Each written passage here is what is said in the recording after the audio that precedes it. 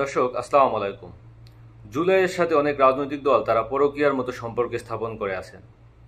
আপনি যদি একটা নারীকে বা একটা মেয়েকে ভালোবাসেন, প্রকৃতপক্ষেই যদি আপনি ভালোবেসে থাকেন, তাহলে আপনার কাজ হবে সেই নারীকে যত দ্রুত সম্ভব বিয়ে করে আপনার ঘরে তুলে নিয়ে আসা। কিন্তু যখনই আপনি সেই নারীর প্রশংসা করবেন, তার চোখ সুন্দর, তার মুখ সুন্দর, তার ঠোঁট সুন্দর, কিন্তু যখনই সে বিয়ের কথা বলবে, তখন আপনি বিভিন্ন অজুহাত দেখিয়ে তাকে আর বিবাহ করতে চাইবেন না। তার মানে আপনার উদ্দেশ্য এবং মতলব খারাপ, যে আপনি তার রূপ সৌন্দর্য লাবণ্য আপনি ভোগ করতে চান, কিন্তু আপনি তাকে বিবাহ করতে চান না। তার মানে আপনি তার সাথে অবৈধ সম্পর্ক স্থাপন করতে চান। এখানে যমুনা টিভি একটি নিউজ করেছে, জুলাই সনদ মুক্তিযোদ্ধাকে সবার উপরে রেখে রাজনৈতিক দলিল হিসেবে চায় বিএনপি। দেখতে বা নিউজটির হেডলাইন পড়তে খুব সুন্দরই লাগলো, যে মুক্তিযোদ্ধাকে সামনে উপরে রেখে তারপর রাজনৈতিক দলিল হিসাবে চায়। কিন্তু এই রাজনৈতিক দলিল আসলে কি কাজে দেবে? এখানে আরো নিউজে বলা হয়েছে যে জুলাই ঘোষণাপত্র দেওয়ার মাধ্যমে বর্তমান সংবিধান বাতিলের পক্ষে 24শে গণ অভ্যুত্থানের নেতৃত্ব দেওয়া ছাত্র নেতারা চাইতেছে যে একটি ঘোষণাপত্র আসবে জুলাইয়ের, সেই ঘোষণাপত্রের মাধ্যমে সংবিধান বাতিল করে নতুন সংবিধান রচনা করা হোক। কিন্তু দেশের অন্যতম বৃহত্তর রাজনৈতিক দল বিএনপি চায় সংবিধানে অন্তর্ভুক্ত নয়, রাজনৈতিক দলিল হিসেবে থাকুক জুলাই ঘোষণাপত্র ও সনদ। মানে সংবিধানে তারা অন্তর্ভুক্ত চায় না, শুধুমাত্র রাজনৈতিক দলিল হিসাবে তারা এটাকে চায়। এবং শুধু তাই নয়, তারা আরো কিছু জিনিস এখানে বেঁধে দিয়েছে। সরকারের সেই 3 পৃষ্ঠার খসড়ায় জুলাই অভ্যুত্থানের প্রেক্ষাপট, সংবিধান, ১/১১ ষড়যন্ত্র, আওয়ামী লীগের 15 বছরের শাসনামল ও স্বাধীনতার কথা তুলে ধরা হয়। পাশাপাশি ছিল নতুন রাষ্ট্র ব্যবস্থার অভিপ্রায়।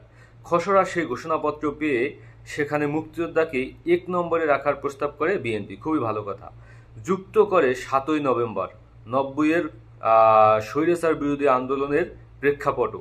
একই সঙ্গে জুলাই অভ্যুত্থানকে সংবিধানের অংশ না করে রাজনৈতিক দলিল হিসেবে রাখার প্রস্তাব করেছে দলটি। বিএনপি স্থায়ী কমিটির সদস্য সালাউদ্দিন আহমেদ বলেন, ঘোষণাপত্রে আমরা প্রথমেই মহান স্বাধীনতার বিষয়টি অ্যাড্রেস করেছি। 7ই নভেম্বর বিপ্লব ও সংহতি দিবস, 1990 সালের সাময়িক স্বৈরশাসন বিরোধী ছাত্রদের, মানে তারা সেই 90-এর গণ অভ্যুত্থান সবকিছু টাইনা মাইনা আইনা তারপর বলতেছে একটা রাজনৈতিক দলিল দেওয়া হোক। তো 90-এরকে যদি আপনি অন্তর্ভুক্ত করতে চান, তাহলে 90-এর পরে তো আপনারা ক্ষমতায় ছিলেন, তখন কেন 90-কে আপনারা রাজনৈতিক দলিল হিসেবে ঘোষণা দেন নাই? মানে এখন এই জুলাইয়ের যে একটু গণ অভ্যুত্থান, এটার মান মর্যাদা সম্মান একটু কমানোর জন্য তারা 90-এর সাথে তুলনা করতেছেন। তারা সেই বিভিন্নভাবে একটা মানে সংবিধানে যাতে কোনোভাবে অন্তর্ভুক্ত না করে একটা রাজনৈতিক দলিল। তাহলে যদি আপনি সংবিধানই যদি এটাকে অন্তর্ভুক্ত না করেন, রাজনৈতিক দলিল হিসেবে যদি প্রকাশ করেন, তাহলে এটার হচ্ছেটা কি, বাস্তবতা কি? তাহলে এটার মানে বাস্তবিক রূপ কি, এটার ভিত্তি কি?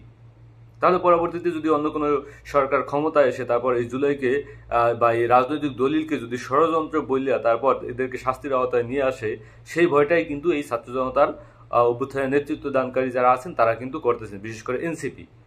তো এই জায়গায় তারা এর সাংবিধানিক ভিত্তি চান, যে জুলাই অভ্যুত্থানকে একটা সাংবিধানিক ভিত্তি দেওয়া হোক। সেই সাংবিধানিক ভিত্তির মাধ্যমে এই জুলাই অভ্যুত্থানে যারা অংশগ্রহণ করেছে, যারা নেতৃত্ব দিয়েছে, তাদের আপনার যে নিরাপত্তা সেটা নিশ্চিত হবে। এবং সেটা না করে তারা বলতেছে যে এটাকে কোনোভাবেই সংবিধানে অন্তর্ভুক্ত করা যাবে না। তো দিন শেষে আসলে বিএনপির মতো একটা বড় রাজনৈতিক দল এর আগেও সেই জুলাই সনদ নিয়ে বিভিন্নভাবে ষড়যন্ত্র হইতেছে। সরকার বলতেছে 1 মাস 15 দিন এই এই এই করবো সেই করব, কিন্তু সরকার কোনো কিছুই করতেছে না।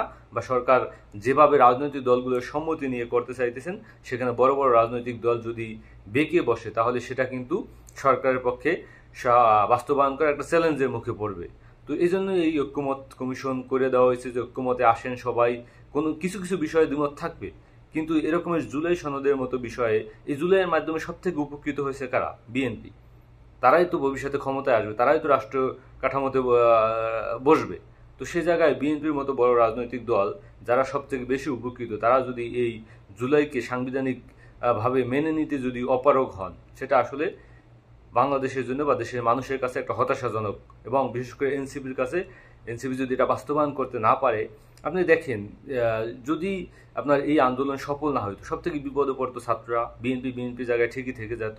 এবং যদি কোনোভাবে আবার যদি আওয়ামী লীগ ফিরে আসে, তাহলে কিন্তু সব থেকে বিপদে পড়বে এনসিপি, যারা এই আন্দোলনের নেতৃত্ব দিয়েছেন। বিএনপির মতো করে রাজনীতি ঠিকই করবে। তো সেই জায়গায় তাদের যে ভয়ের জায়গা, যে এই জুলাই ঘোষণাপত্র দিয়ে সংবিধানকে স্থগিত করে নতুন সংবিধান রচনার জন্য গণপরিষদ নির্বাচন হোক, বা যদি এই পরবর্তী পার্লামেন্টও করে সেটা করতে পারে। কিন্তু তারা যেটা চাইতেছে জুলাই ঘোষণাপত্রের প্রতি, যে জুলাই ঘোষণাপত্র দিতে হবে। এখন এই জুলাই ঘোষণাপত্র নিয়ে বিএনপির মতো বড় রাজনৈতিক দল যদি এভাবে তালবাহানা করে, তাহলে এই সরকার, বিএনপি, এনসিপি এবং জামাত একটা হযবরল পরিস্থিতি তৈরি হবে, নির্বাচন পিছিয়ে যেতে পারে এবং রাষ্ট্রের ভিতরে একটা অভ্যন্তরীণ দ্বন্দ্বের দিকে চলে যেতে পারে। জুলাই ঘোষণাপত্র এনসিপি আদায় করে নেবেই এবং সেটা তারা সর্বোচ্চ চেষ্টা করবে, এবং তার সাথে যুক্ত হবে জামাত।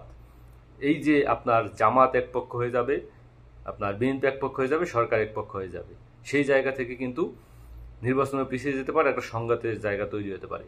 তো সেই সংঘাতের জায়গা কিভাবে এড়িয়ে তারপর এর সমাধান নিয়ে আসা যায়, এজন্য এই জুলাই ঘোষণাপত্রকে সাংবিধানিক ভিত্তি দেওয়া আমি মনে করি বিএনপির নিজেরই এই কাজগুলো করা উচিত, বিএনপির দায়িত্ব নিয়ে এই কাজটা করা উচিত। আসসালামু আলাইকুম।